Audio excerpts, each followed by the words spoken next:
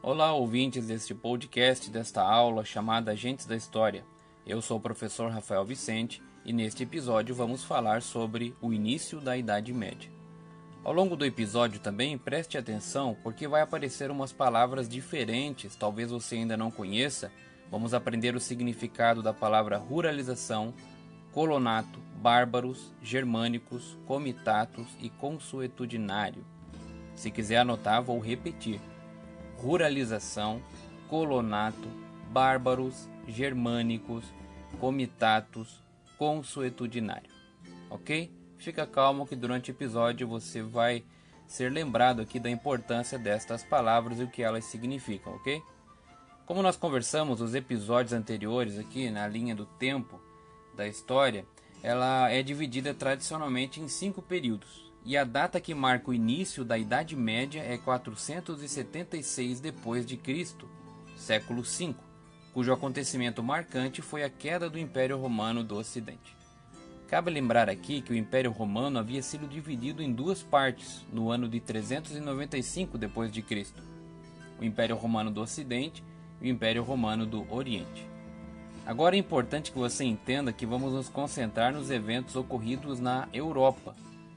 Inúmeras outras coisas estavam ocorrendo ao redor do mundo. A linha do tempo é apenas para termos uma referência nos nossos estudos.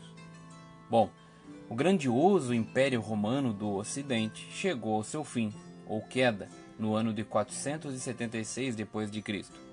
Mas a situação que levou a esse ponto final vinha se arrastando desde o século III, quando o Império começou a viver uma crise econômica e política que interferia inevitavelmente no social, ou seja, no dia a dia das pessoas. Muitas pessoas que viviam antes nas cidades, nas grandes cidades, foram em busca de uma vida melhor no campo, buscando melhores condições de vida. Isso nós chamamos de processo de ruralização. Olha aí a primeira palavrinha-chave que eu citei lá no início do episódio. O que significa ruralização? A saída das pessoas que viviam nas cidades para viverem nos campos, ou seja, no meio rural. Lá nos campos, essas pessoas pobres passaram a trabalhar para os grandes proprietários de terras como colonos. Viviam nas terras desses proprietários, produziam, plantavam nelas, conseguiam assim um lugar para morar e o sustento, e também precisavam, por conta disso, entregar parte da colheita para os donos das terras. Esse modo de organização é chamado de colonato, outra palavra que eu citei no início do nosso episódio, colonato. Esse processo de ruralização ocorreu também por causa da pressão e o medo gerado pelos ataques dos povos bárbaros. Para os romanos, os bárbaros eram todos os povos à sua volta que não tinham sido influenciados por sua cultura, eram considerados por eles inferiores e não civilizados. E os germânicos eram os povos bárbaros mais próximos de onde os romanos do Império do Ocidente então viviam. Agora, quem eram os germânicos? Era um conjunto de vários povos, na verdade, que habitavam uma região chamada Germânia, que ficava localizada ao norte do Império Romano, ali na Europa. No blog Agentes da História você poderá encontrar um mapa mostrando direitinho como era a região da Germânia e os povos que viviam nela. Não esqueçam também das palavras-chave que já foram citadas aqui, que são povos bárbaros e germânicos, ou germanos também você pode chamar. Agora vamos falar um pouquinho das características então dos povos germanos. E entre essas características se destaca outra palavra que citamos no início, o comitatus. O que era o comitatus? Era basicamente uma unidade militar formada por guerreiros fiéis em torno de um chefe. Tornar-se parte de um grupo de guerreiros era uma das grandes honras e reconhecimento que um jovem germano poderia ter em sua comunidade. Por isso, os jovens se dedicavam a vida inteira para se tornar um grande guerreiro. O chefe desses grupos de guerreiros deviam ser servidos e honrados. Este era escolhido para ser chefe justamente por ter sido um grande guerreiro, demonstrado isso já em batalha. Os germanos valorizavam muito a coragem nos campos de batalha e a fidelidade aos seus chefes. Com o tempo, muitos chefes se tornaram inclusive reis devido ao seu grande poder e riqueza que adquiriram. O fato de eles valorizarem tanto esses combates e ser um grande guerreiro está ligado também à sua religiosidade ou à sua mitologia. Os deuses que eles adoravam também tinham características humanas, e você com certeza já ouviu falar de alguns deles, principalmente por causa da série de filmes e quadrinhos da Marvel, que transformou Thor, um dos deuses germânicos, em um super-herói, que faz parte aí, do grupo dos Vingadores. Provavelmente você também já ouviu falar de Odin, Freya, Loki, entre outros, que também aparecem nesta série de filmes e quadrinhos. A série também dos Vikings trouxe bastante popularidade para esses personagens mitológicos.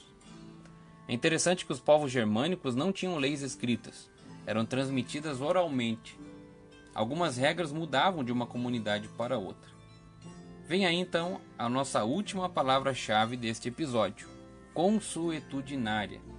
Isso está ligado ao fato das leis não serem escritas, ou seja, as leis eram consuetudinárias, as leis dos germanos eram passadas de geração em geração como um costume, uma tradição, através da oralidade, da conversa. Podiam ter também características diferentes essas leis, dependendo da comunidade de germanos. Olha que interessante um exemplo que eu trago aqui. Em algumas comunidades, se uma pessoa fosse acusada de um crime, ela poderia provar sua inocência através de um duelo, de uma batalha de espadas. Se ela fosse inocente, ela sairia viva, acreditava-se que os deuses estavam a seu favor. O contrário também era verdadeiro. E por que nós falamos aqui de fim do Império Romano e dos germanos ao mesmo tempo, no mesmo episódio?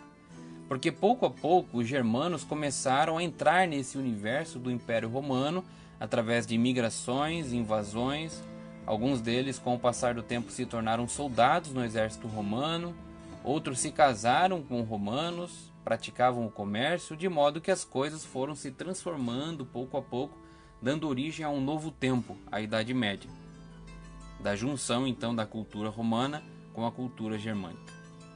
Nas fronteiras havia normalmente conflito entre o Império Romano e os povos germânicos, e a partir do século IV isso se tornou ainda mais predominante, passou a ter mais invasões por parte dos germânicos para roubar assim a riqueza dos romanos e acabaram por fim conquistando grande parte do seu território.